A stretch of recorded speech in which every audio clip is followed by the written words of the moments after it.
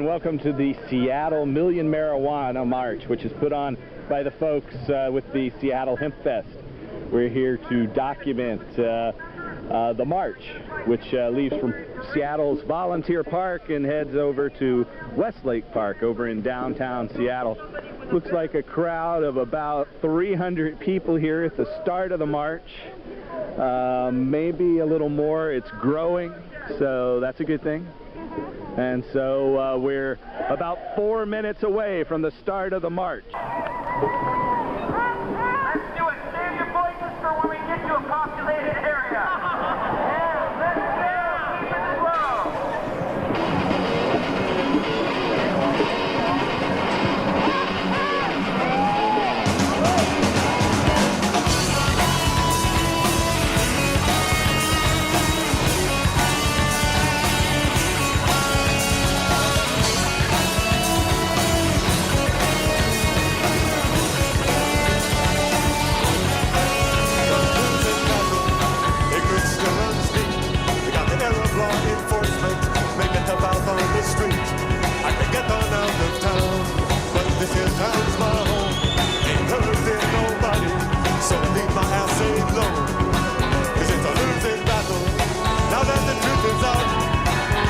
Politicians have figured this thing out. You can go ahead and inhale prayers, might help you loosen your mind and legalize the herb and drop all the lies, cause it's a losing battle. Wake up!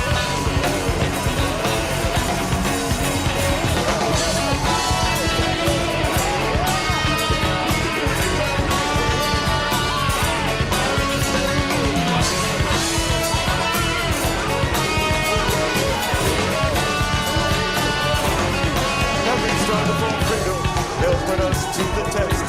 So it's time to exercise our rights and put on a hemp fest. And we'll educate the youth who soon will rule the land. Cause it's just a matter of time, and it's time to take a stand. Cause it's a losing battle, one the party can't win. Been going on for years, just keeps right on going. Like a Cold War with the commies, prohibition and the like. You can throw us all in prison, but you cannot win the fight, cause it's a losing battle.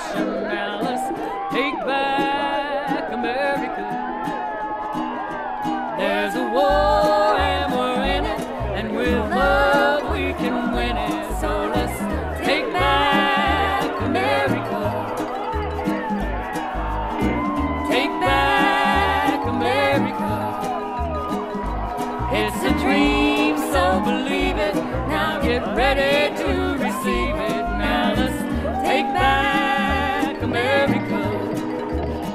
When the war is over and we've won it, let's remember how we've done it, so we don't have to do it again.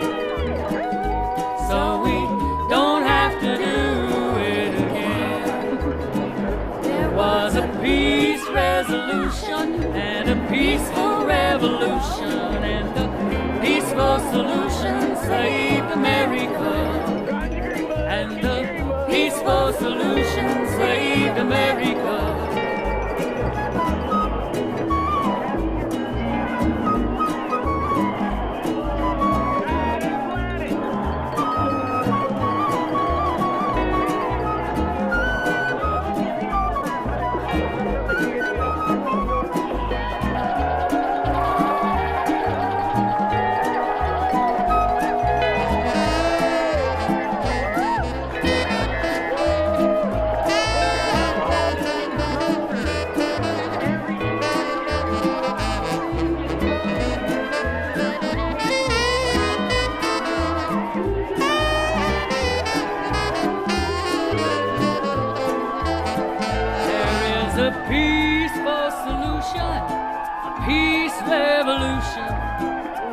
Let's take back America. It's a dream, so believe it. Now get ready to receive it. Now let's take back America. Let's take back America.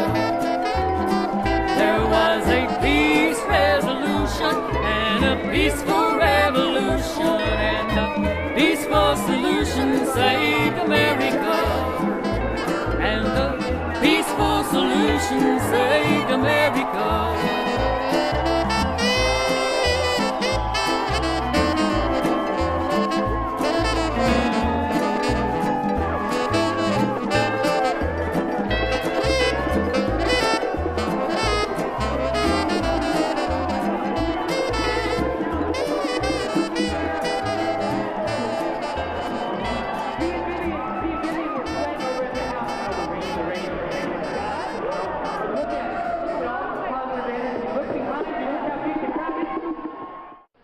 We're here today as part of a global voice that is screaming, we will not be persecuted, we will not be scapegoated, we will not be demonized or imprisoned any longer.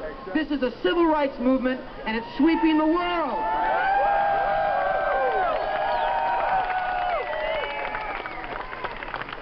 As adults in a free society, we demand the right to make our own educated and informed choices on what we use for medicine, in industry, for spiritual purposes, and for recreation as adults. To our government, we are saying, we do not need you in our living rooms. Thank you. We do not need you in our bedrooms. We do not need you in our grow rooms. And we don't need you in our goddamn bloodstreams, that's for sure. We're saying, no more orphans, no more clear cuts, no more ocean of tears, no more pot war. We demand cannabis amnesty now for all prisoners.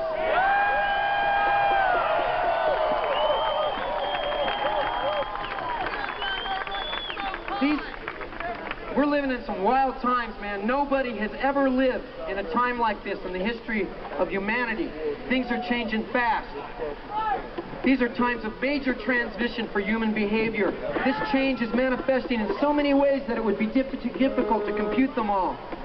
One can only guess what the result of this gradual metamorphosis will be, but there's one thing that is certain to any discerning person, and that is, as a people, to have any kind of positive impact or effect on creating a desirable future for the generations that surely will come, short of global calamity, we got to come together right now.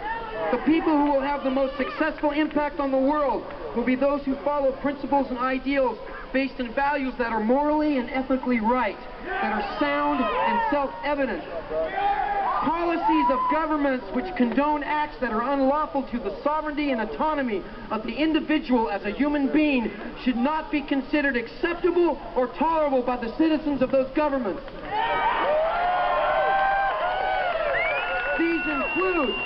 These include policies that strip rights of free speech, choice of religion, racial and sexual equality, and other rights that do not interfere with or prevent the rights of others. America has declared war on drugs.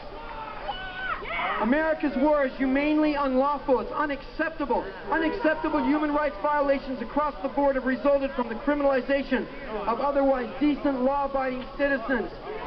merely for possessing, using, or selling only those drugs which the established status quo hasn't had the opportunity to cultivate some sort of financial monopoly on yet.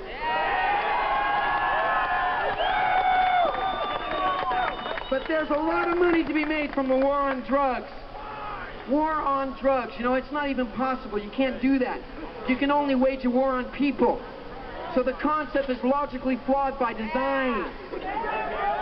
We stand here on the 50th anniversary of the Universal Declaration of Human Rights, but we have more people in jail in the United States than any other country in the free world.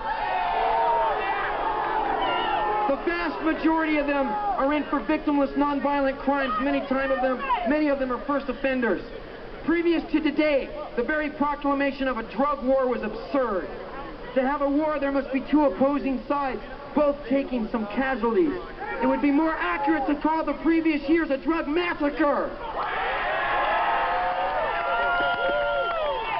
By demonizing, by criminalization, people who choose to recreationally use or sell or buy or manufacture substances not approved by the government, we cannot defend ourselves, lest we risk arrest and incarceration, the loss of our job and our home. Nobody has statistics on responsible recreational users of substances because those people aren't creating any recordable problem in their lives or in society. The emergency room does not receive the folks while they're casually kicking back on their sofa, driving the remote control. My admittedly radical leftist claim of cultural genocide of sorts, I believe, is qualified by the gross discrimination against and deliberate... I'll try. It's a long speech. I'll try to slow down. Deliberate scapegoating of people who use illicit drugs, even marijuana, unarguably the mildest drug of all, and by most definitions, an herb, not a drug, an herb.